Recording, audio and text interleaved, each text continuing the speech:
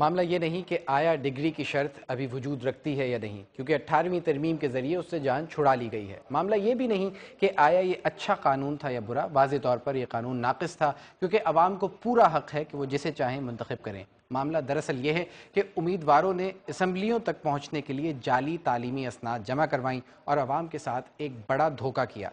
क्या उनकी बददयानती जायज़ है? क्या बददयानत लोग हुक्मरानी के अहल हैं? क्या ऐसे लोगों को अवाम की तकदीर का फैसले करने का हक़ हासिल है? इस सवाल के साथ आपको छोड़ देते हैं तज्ज़िये के साथ। मैं हूँ सामा बिन जाबिर।